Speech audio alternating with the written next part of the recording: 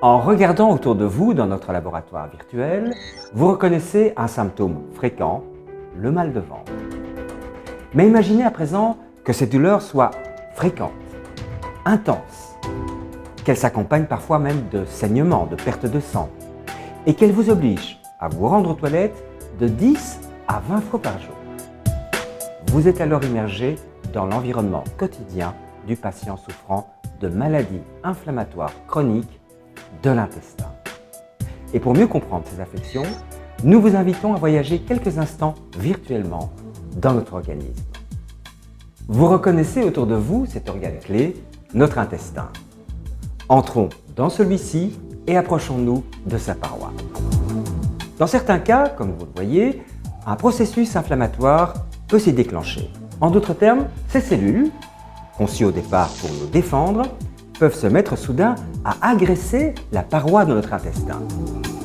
Une des conséquences est l'apparition de plaies ou lésions, dans certains cas d'ulcères ou d'abcès, qui peuvent expliquer les pertes de sang, mais aussi les douleurs très intenses ressenties par ces personnes. Si ces plaies ou lésions sont présentes dans l'ensemble du système gastro-intestinal, on parle alors de maladie de Crohn, qui est une des formes des maladies inflammatoires chroniques de l'intestin. Si ces plaies ou lésions sont présentes plutôt au niveau du gros intestin, du côlon, on parle dans ce cas plutôt de rectocolite ulcéro-hémorragique.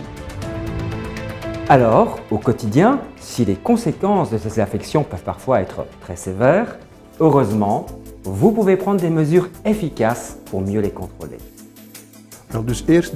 Tout d'abord, nous allons poser un diagnostic, ceci à l'aide d'une endoscopie dans un local tel que celui-ci. Si le diagnostic de maladie inflammatoire chronique de l'intestin est confirmé, on démarrera un traitement. À ce sujet, nous pouvons vous proposer des traitements innovants ainsi qu'une prise en charge par une équipe multidisciplinaire, tant chirurgicale que médicale ou psychologique.